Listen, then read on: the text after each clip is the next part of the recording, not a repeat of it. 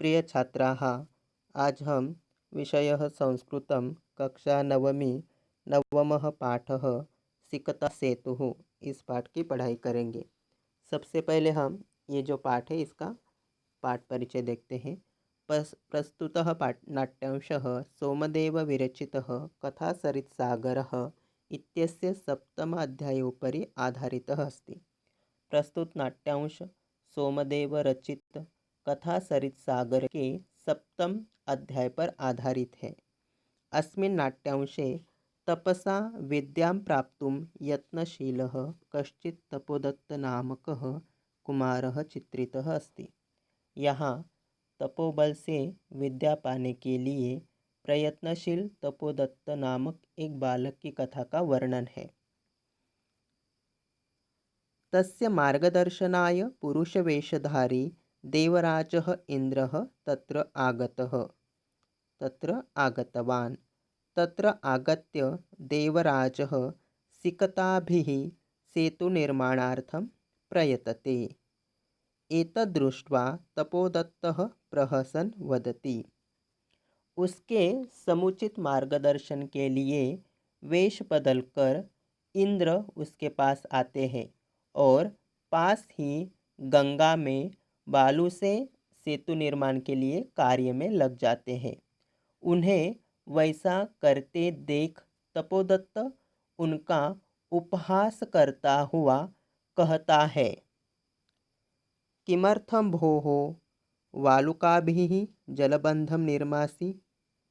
किस लिए गंगा के जल में व्यर्थ ही बालू से पुल बनाने का प्रयत्न कर रहे हो?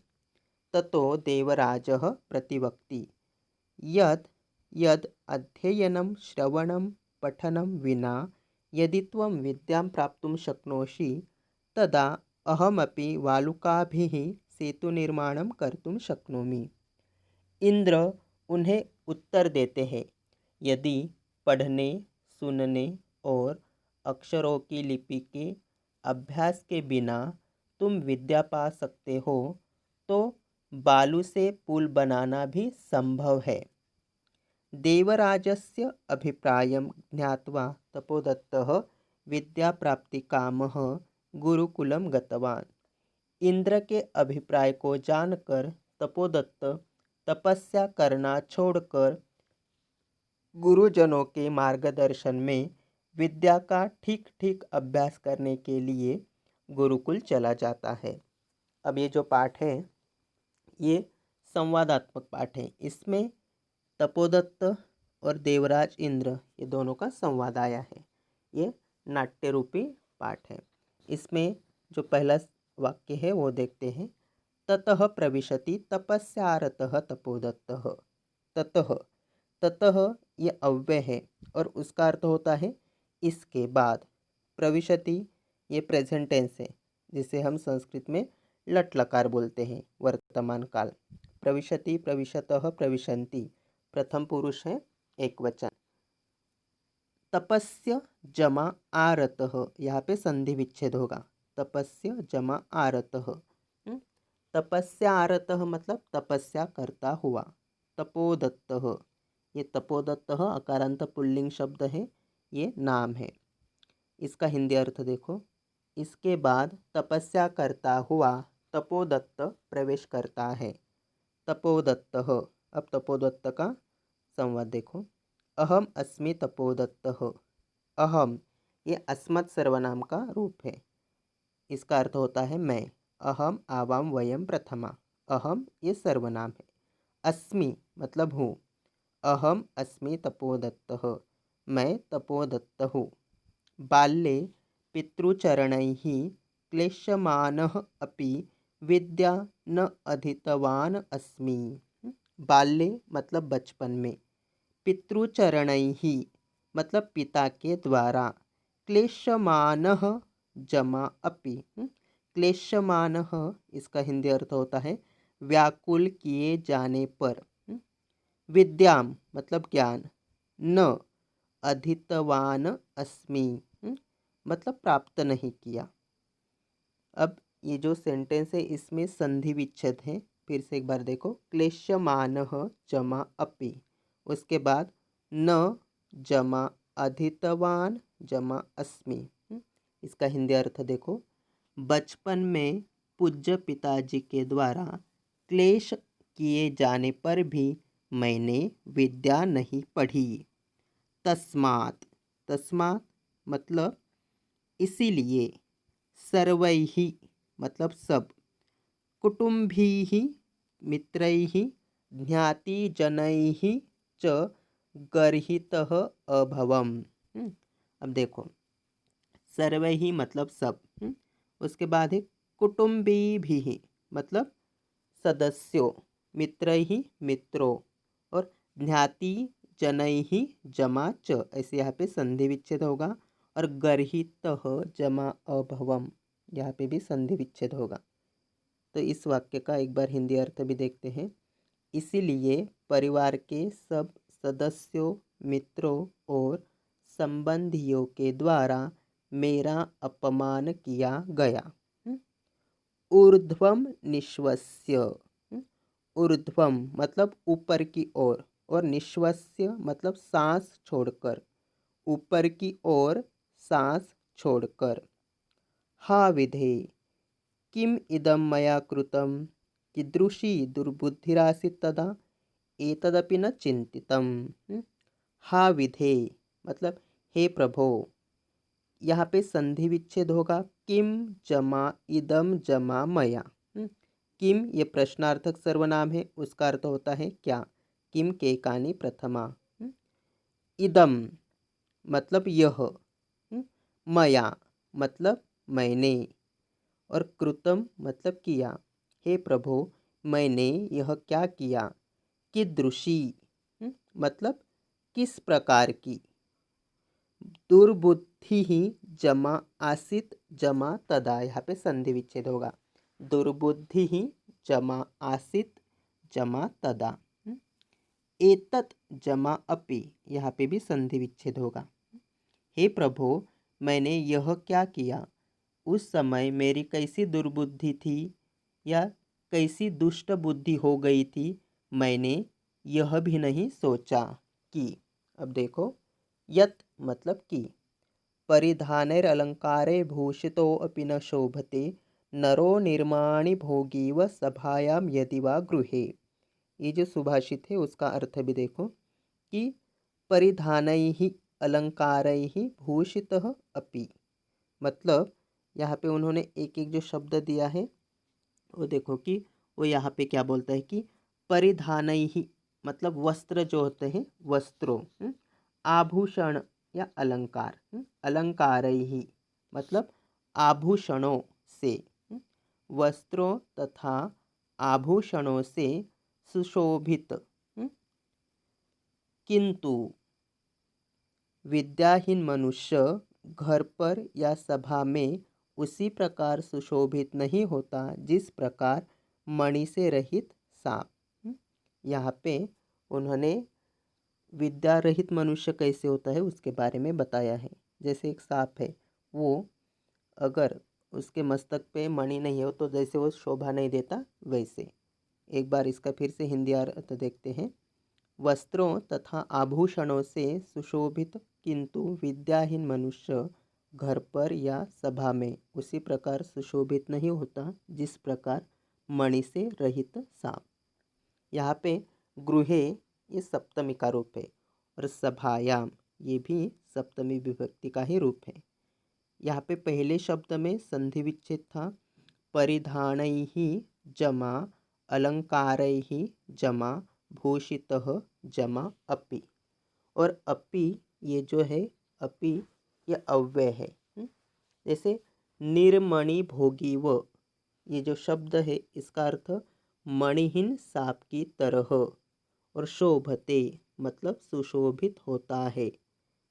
और परिधानैः इसका हिंदी अर्थ होता है वस्त्रों से, और भूषितः, भूषितः मतलब सजा हुआ।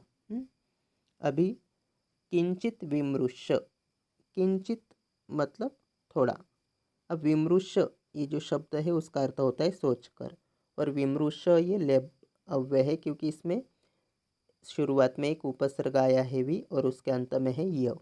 विमृश लेप अव्यय है ये। उसका अर्थ होता है सोच कर।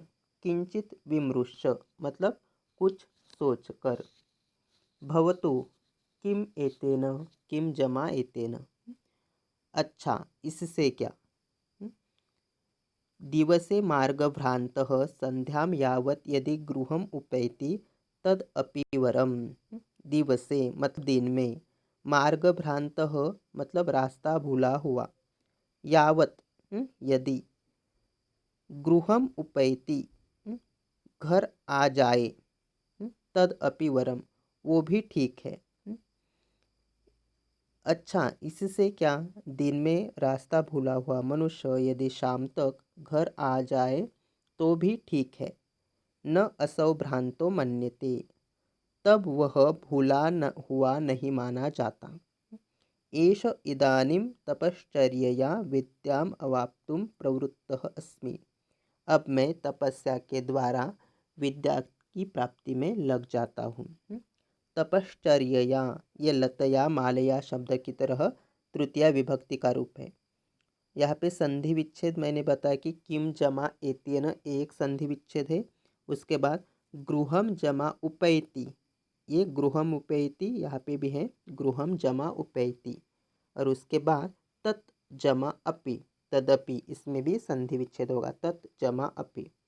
नासौ, इसमें भी न जमा असौ। और उसके बाद विद्याम अवाप्तुम, ये भी यहाँ पे संधि विच्छेद होगा। और सबसे अंत में जो शब्द है प्रवृत्तोस्मि, वहाँ पे भी होगा प्रवृत्तः जमा अस्मि। जल उच्छल ध्वनि श्रूयते, जलोच्छलन ध्वनि श्रूयते।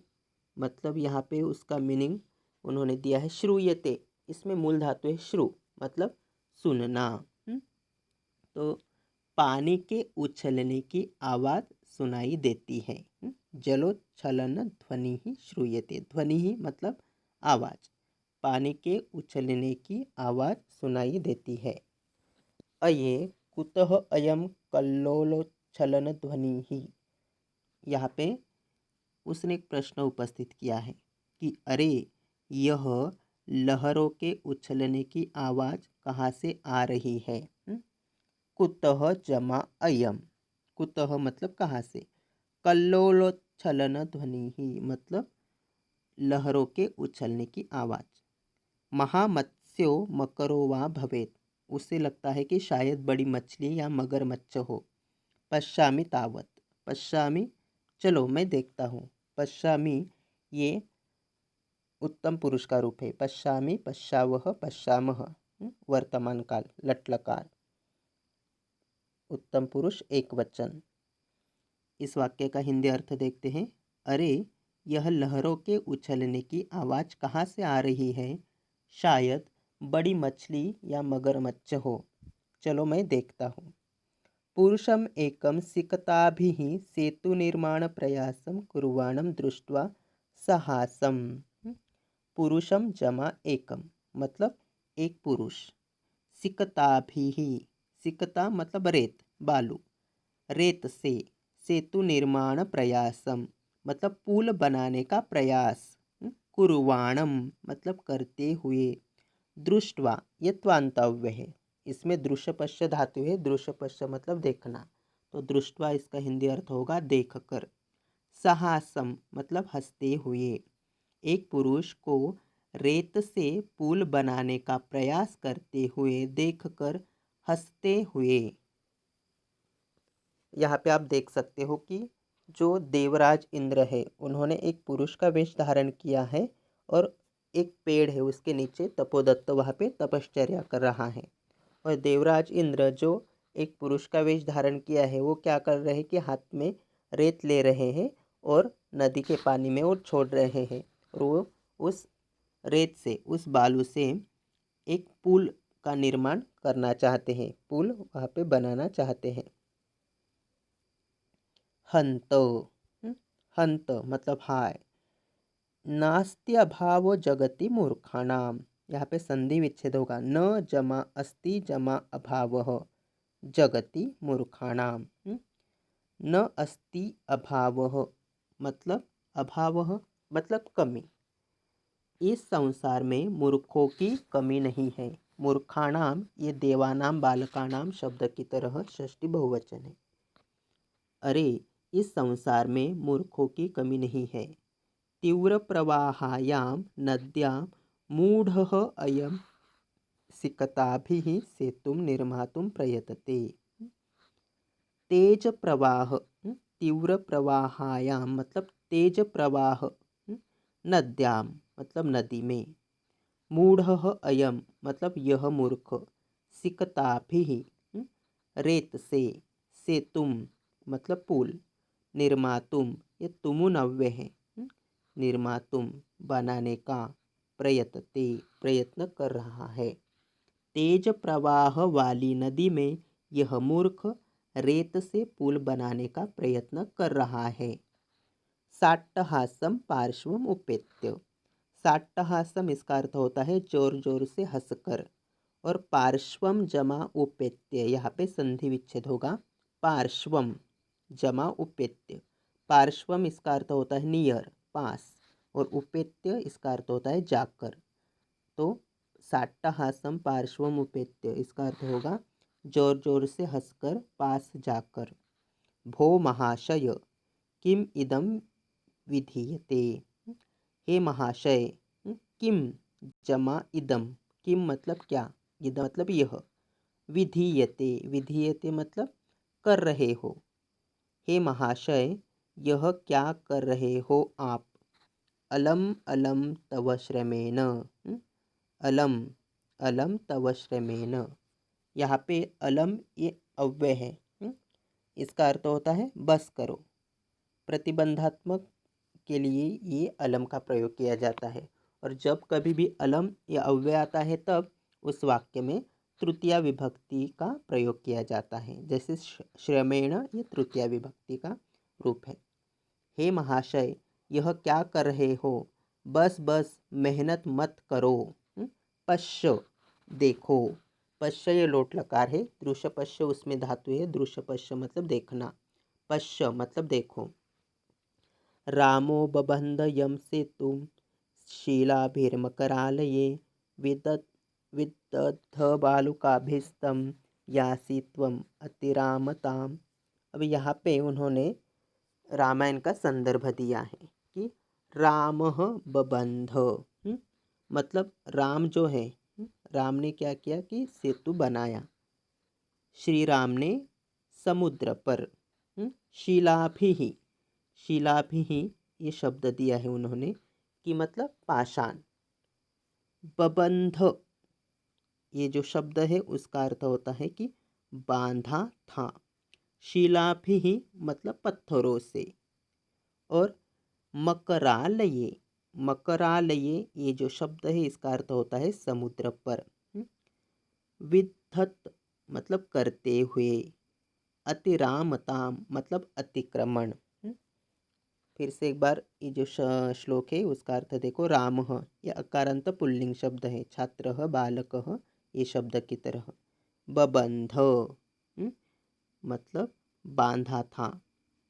शिलाभिः मतलब पत्थरों से और सेतु मतलब पुल और मकरालये मतलब समुद्र पर।